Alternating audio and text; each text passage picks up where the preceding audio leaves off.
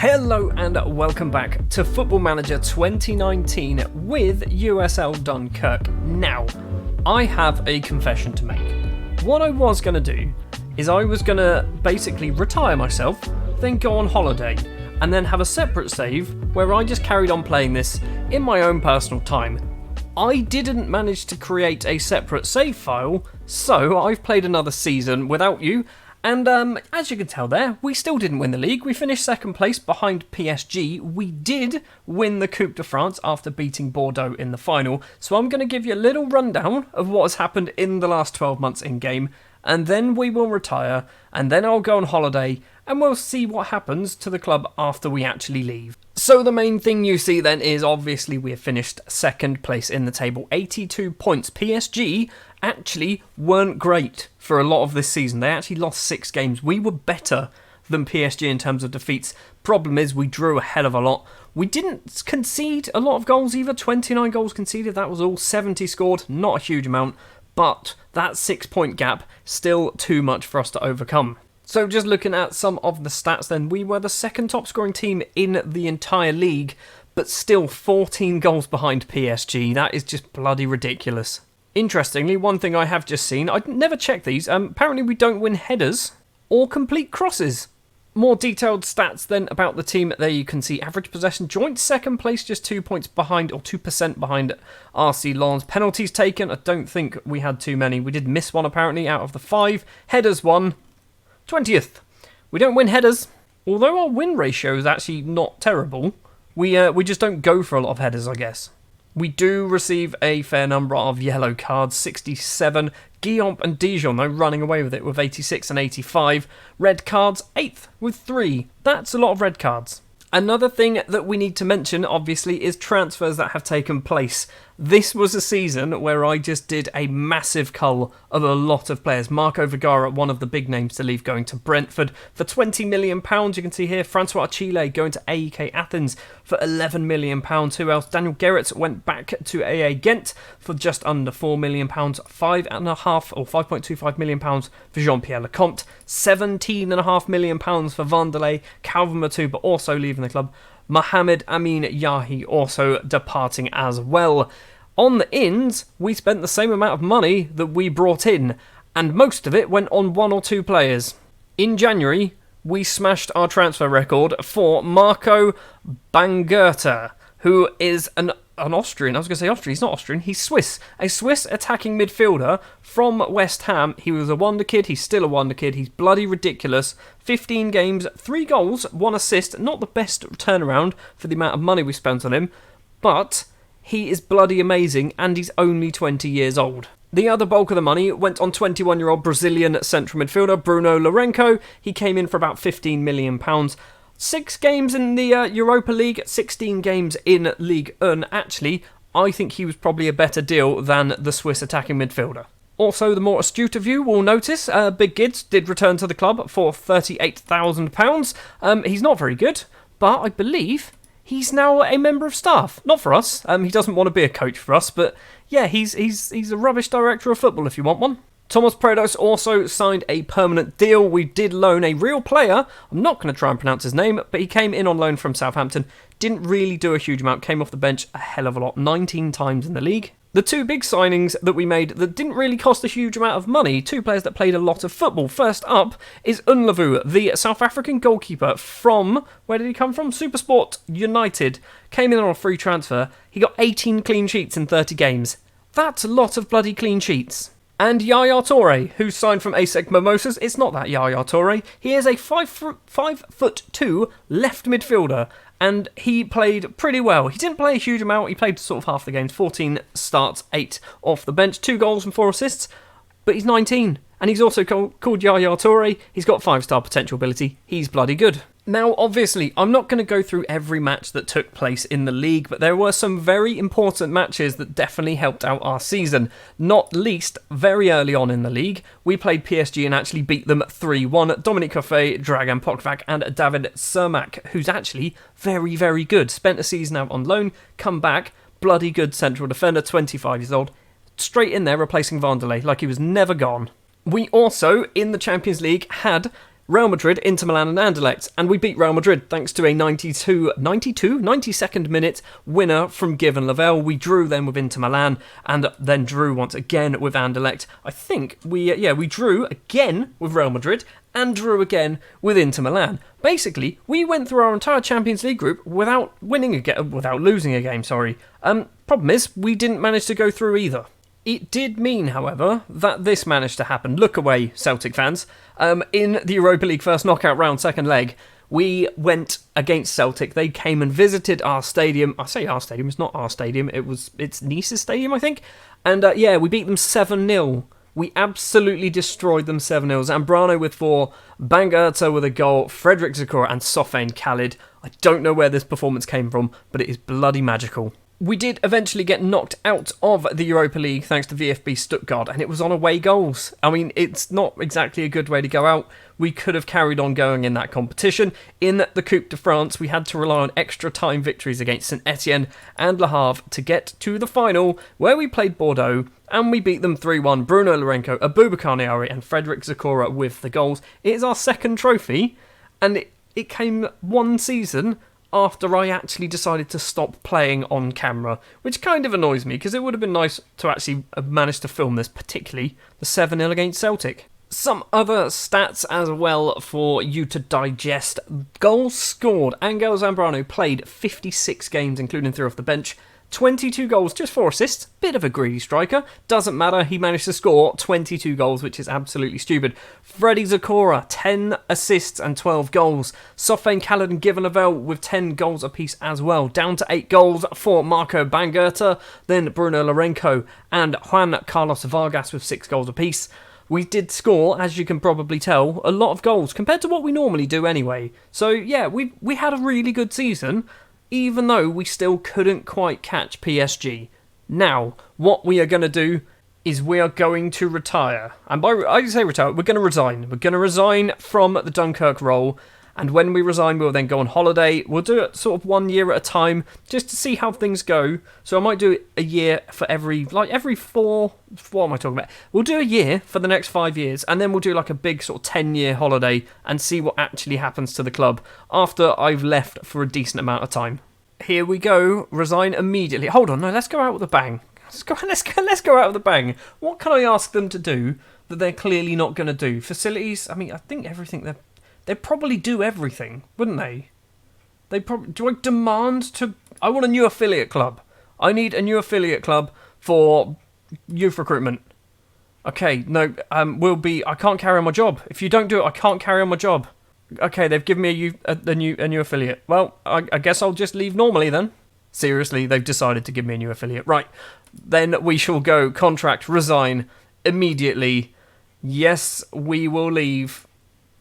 And that is it. We are gone. Who is the favourite? Gattuso is the favourite. Then Jair Ventura. And then Unai Emery, also third on that list. We will go on holiday for a few weeks, I think, initially, just to see who gets appointed, and then we'll do a nice big holiday break. We've gone forward now to the 1st of July. And already, on my social feed, I can see a couple of things. Dragan Pokrovac appears to have signed a new contract, which is good.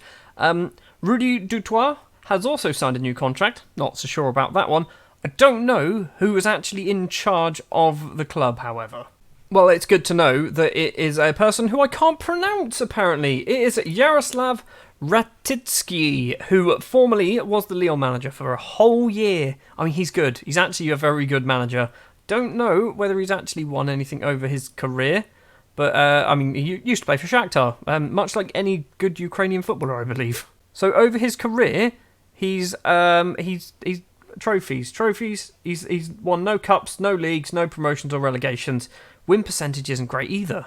Quick look at the transfers already. A couple of players gone out on loan. Juan Villagra has gone on loan somewhere. Hani Ali gone on loan to Nice, and he's also signed Stephanie Mayere, who is 15 years old. Looks all right, I guess. He's also signing this guy on a free transfer, I believe. I mean, he's good. Is it a free transfer? No, it's not. It's £17 million. I mean, he's good at football though. Right, what we are going to do then, we are going to go on holiday now for an entire year. We will return on the 1st of July. We will see how good the new Dunkirk manager has done in his first season in charge, assuming he doesn't get sacked. I reckon they are going to be 4th in the table. That's my guess. So, without further ado, let's go on holiday for a year. We are back from our year-long vacation, probably on some form of boat, just cruising around the Mediterranean, and we are here to see how well the new Dunkirk manager has done well in his first season in charge, assuming he is still in charge.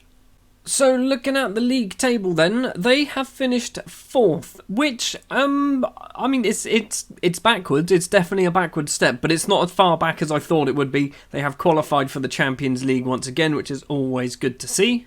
Let's take a look then at some of the players. So, I've sorted it by value. Marco Bangerter still at the club, worth £70 million now. Bruno Lourenco at £52 million. Angel Zambrano at £49 million. Are either of these? They're definitely wanted. Lourenco is wanted by Fulham. Zambrano is wanted by Arsenal, Tottenham, Chelsea and Fulham. Niare wanted by Fulham. What's happened at Fulham? Top goal scorers then, ignoring the players who are out on loan at various clubs. It is Angel Zambrano with 28 goals in 49 appearances across all competitions. 15 goals in 46 for Marco Bangerter. Lourenco, third top scorer with 11 in 50 appearances. David Burkic also up there. Only 5. I mean, this seems to be the problem, is there's not a huge amount of goals. Only 3 players breaking 10 goals. And basically, it's only really Zambrano who was doing the business consistently. Assist-wise then, it is Frederick Zakora as the top assister with 12 assists, given Lavelle with 11. Bangerter up there as well with 8. Rosario Esposito, the Belgian midfielder who was... The transfer business was done shortly after the manager joined the club. He was up there as well with 7 assists. Decent amount of assists. Niare with 6 assists as well. He's still only 22 years old. Let's take a look then at some of the transfers that have taken place. Who left the club? That is a very good question. David Cermak left to join Liverpool for £47 million. Juan Manuel Blanco for 9.25 to VfB Stuttgart. Ankovic to Burnley for just £7 million. Asan Kumar left the club for £8.5 million. He was there for a mighty long time. I think, did he play in... he didn't. Okay, he joined in League 2, but he was there for a very, very long time. Brilliant player for us. Great servant to the club. Now playing in Germany. Kaya also going for 1.4 million to Nance Davor Vasic, leaving for 650k. Webster Maniama for £150,000, and a couple of players leaving the club on free transfers. 4 players joined the club then on permanent deals. Luca Mastronardi is one of them. He's played 12 games, 6 off the bench, 6 starts. I mean, he's alright. He's a decent little player. Stephanie Mayer, we've mentioned before, who hasn't played a single game for the club at the moment. Getting into the big money now, Rosario Esposito signed for a large fee. It was, 30 million? Something like that. 16.5, potentially rising to 18.25. Okay, so it's not that massive. 24 years old, looks very good. Had a reasonable season, playing 30 games, scoring a couple of goals, getting a few assists as well. The big signing, though, is Diedrich Peters, who appears to not have played a huge amount of football. £25 million, potentially rising to £35 million. I think that was probably done in January. 19 years old, central midfielder, looks really, really good. Played 2 games and 13 off the bench in the league. When you spend that amount of money, you kind of want to play him fairly frequently. He is a wonder kid, but he is a fickle wonder kid. They also loaned Jan Piscala, a player who didn't seem to play a lot of football, didn't score many goals either for a striker. So, looking at the overview, it doesn't look like they've won any more trophies. Competition-wise, so we are in the 2032, so runner-up in the Coupe de la Ligue, so they got to the final in the Coupe de la Ligue. That looks to be about it. So who did we lose to this time? It was Monaco, a 1-0 defeat in the final. I'm going to have a look at this. So who actually played? Unlavu, Niare. Sofiane Khalid played as a centre-back? Hold on a minute. Sofiane Khalid, I want to see how often, what position did he play? Can we find that out? If we can, I can't seem to find it. He was playing as a centre-back. I'm not surprised that we lost that if we played this guy as a central defender. He's definitely a midfielder. Cardozo and Prados also played, given Lavelle, Lourenco, Esposito and Bangerter and Zakora. So 5 in the middle. That is a packed midfield. And then Piscala as the striker. Why did they play Piscala? We are going to go forward another year. We're going to go forward to the 31st of May 2033 and see what has happened to the club from that point onwards. Welcome back. Another season has now passed. I have literally not gone any further than this screen, so I have no idea what's going to happen. So let's jump in and try and find some information about USL Dunkerque. Wow, okay, that is a much better season. Second place finish, just 3 points behind Monaco, who become champions for, I want to say second season in a row, because it hasn't actually updated on the right hand side, the past winners. So second place, toppling PSG. I say toppling PSG. PSG clearly didn't have a good season because they've lost 8 games. Looking at the squad then, there's still a hell of a lot of names there that I currently recognise. A few new names as well. Maxim Isaev, a Ukrainian goalkeeper. So yeah, we will go and have a quick look at the transfers first. Wow. £223 million worth of transfer business.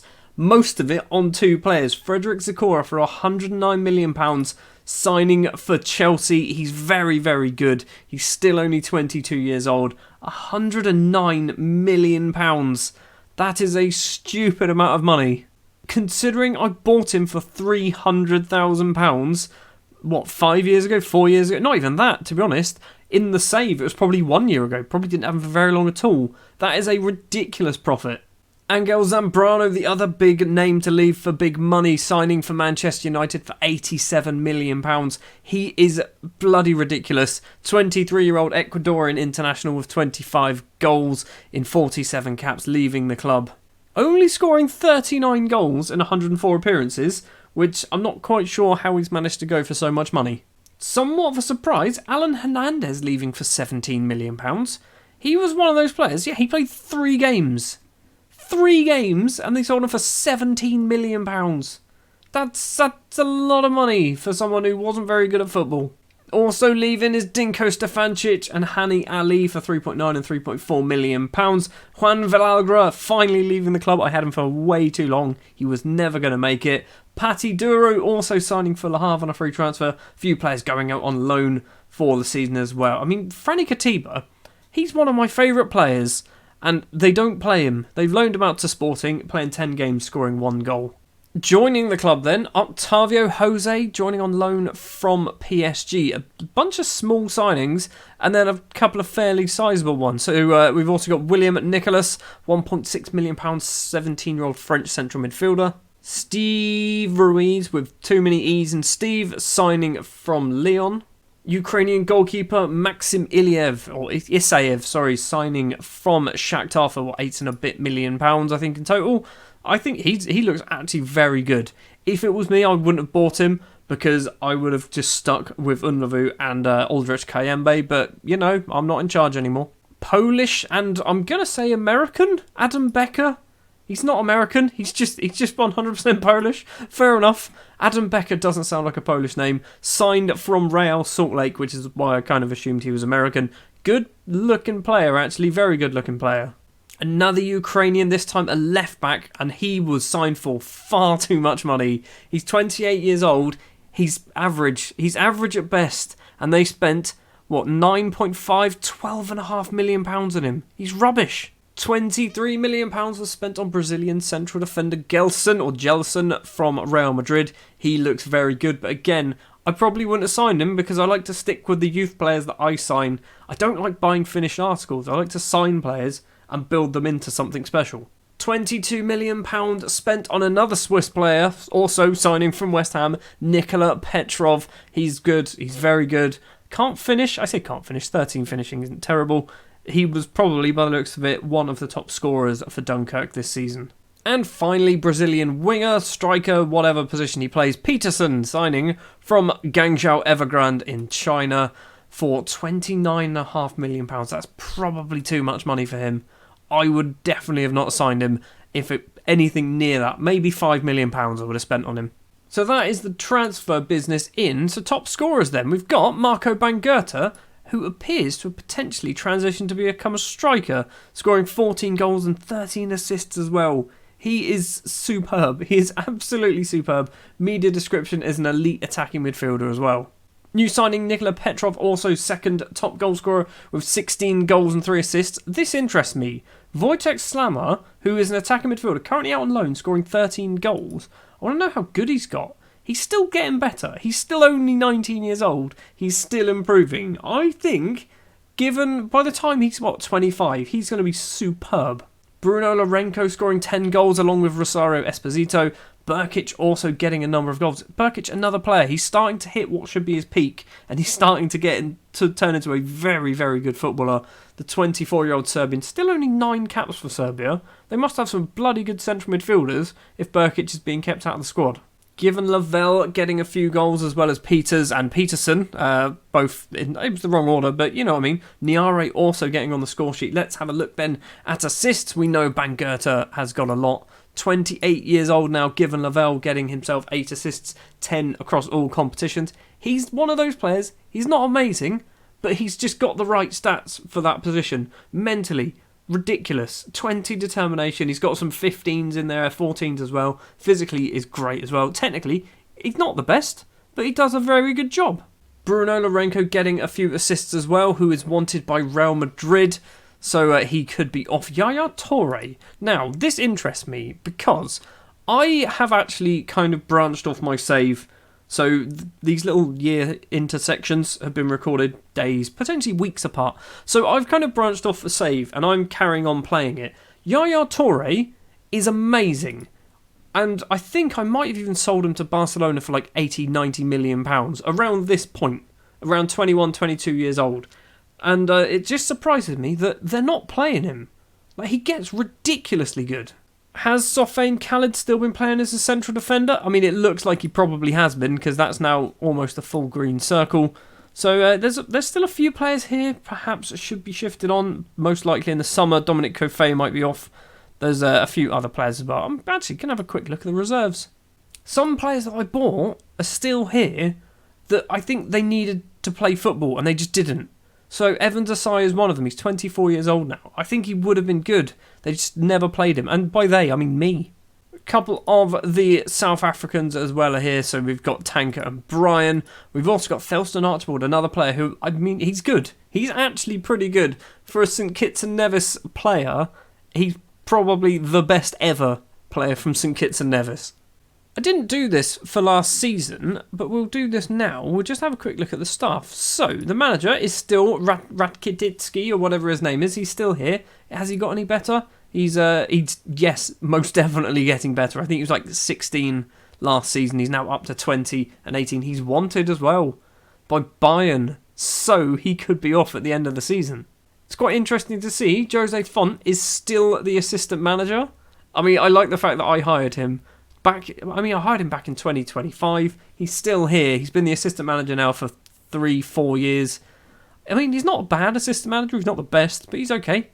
Looking at the list there is a lot of players, not players. They're not players at all, are they? They are staff. A lot of staff here that I actually signed. Stephen Dufour, I think he's been here for a very long time. 2028, been in nearly 5 years as my under-18s assistant manager. Chiellini, he's been here for a very long time as well as my reserves assistant manager.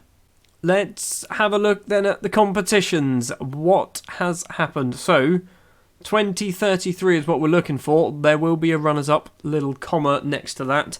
Doesn't look like they've won anything else though. Have a quick look at the schedule. So, Champions League, PAOK, Liverpool and Atletico. It looks like they probably didn't make it through the group. They did not. Then they went on to play Dortmund and they end up going out against Dortmund. I want to have a quick check. Is he still here? Hold on, Marco Vergara's here. That's a turn up for the books. What's going on here? Brentford signed him for 20 million, scored 15 goals, moved off to Germany. Fair enough. This is the player that I was looking for. Srako Matajevic. He's just signed for Real Madrid for £52 million. He went to Bayern after Borussia Dortmund, so he's been around a bit. We signed him on a free, remember? Sold him for £26 million. We've had some world-class footballers come through Dunkirk. And I don't really know how we've managed to do that.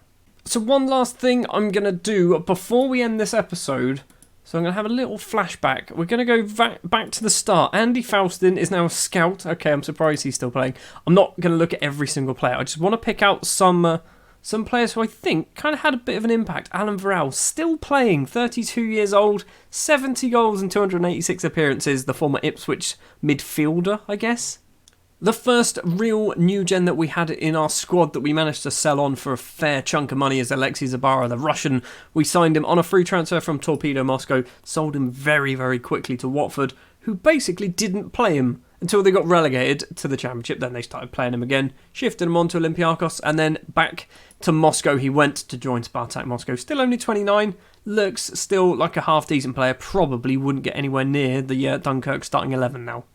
DJ, oh DJ, you had so much promise. I can't remember what your real name is. Adama Jada JJ, that's the one. Had so much promise there. Levan Gremradze, I think didn't we re-sign him? We did re-sign him, didn't we? Was it Gremradze? It was one of them. We re-signed one of them. Still, he's not terrible. He's playing in League 2 for Auxerre, scoring some goals still. It was Mushashvili that we re-signed. He's, again, he's alright. He's £1.6 million worth of Georgian striker playing in Holland now. Bafana Dimitri has the Madagascan left midfielder has actually become a manager or an assistant manager. He's not a very good one, but he's become staff. He's retired at 30 years old. Samuli Kanunan is very expensive, £8.75 million at Galatasaray.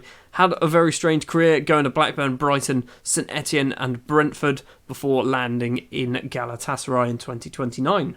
There's so many players. Bogle. I mean, this is literally, half of these are just from one season. Bogle now at Hanover. He still looks good. Gerrit, the goalkeeper who is at AA Ghent, playing 105 games for Ghent now. The only player in my entire save, that, as far as I know, that came out as gay, is now playing in his native Belgium. Still very good goalkeeper. Boris, the German, he looks good as well. I know I looked at him earlier, but Asan Kumar, this was the season in 2023. Asan Kumar joined for £160,000, and he was just a revelation for us. Vanderlei, one of the biggest transfers that we've had. He's hold on, is he? So Chelsea signed him for £15 million, loaned him to Marseille, and now he's joining Marseille on a permanent deal. Fair enough, he's coming back to France. Now this player here is a player that I'm shocked at how well he did at Swansea. He was rubbish for us. Dan Stage signed for Swansea, scored 110 goals and 288 appearances in a fairly short amount of time. I mean, 3 seasons where he scored over 20 goals. I mean, that's a very good return for £450,000. Dragan Pokrovac is still at the club at 25 years old. He's only 25 still. That's insane. 204 appearances now. Just the 7 league goals for us. But, I mean, he's great investment. I can't remember how much it was. £350,000. Bargain. Another one of the PSG free transfer signees along with striker Matajevic. Bejoui, 31 years old now. He's transfer listed at Juventus. He's played for a fair few matches now for Juve. 53 in total. 65 for us though. I mean, he was another one of those players. He was an amazing signing for a free transfer. They just never used him until this current season and now have transfer listed him. That's enough reminiscing. There are plenty more players that I can still have a look at, but I'm not going to do that in this video. What I might end up doing is I might end up doing another video after this one, which we'll do 5 years from this current point and then 10 years from this current point, just to see how much the landscape of, I'd say the landscape of French football. It's not the landscape of French football. It is how well has Dunkirk done. I don't care about the rest of French football. I just want to know how well my little Dunkirk are doing. One thing I didn't check was this. They're still playing in the 32,000-seater Dunkirk stadium. They need to get a bigger stadium because they are going to be filling that out week in, week out. If we actually have a look here, yeah, literally, sellouts. Every home game is guaranteed to be a sellout. And it's still only me as a club legend. We've got a few players, Chiracha, Wadja, and Wadja. I've never called him that. It's Big Gids. And Dragan Pokrovac on the icons list. Marco Bangerter also joining the favoured personnel list. That is going to do it then for this episode. It's probably a fairly long one. Thank you very much for watching. If you did enjoy this little look forward and look back at what happened in the Dunkirk save, please do leave a like. If you want to see more of my Football Manager 2019 and Football Manager 2020 stuff, please hit that subscribe button and I will be back next time with more Football Manager.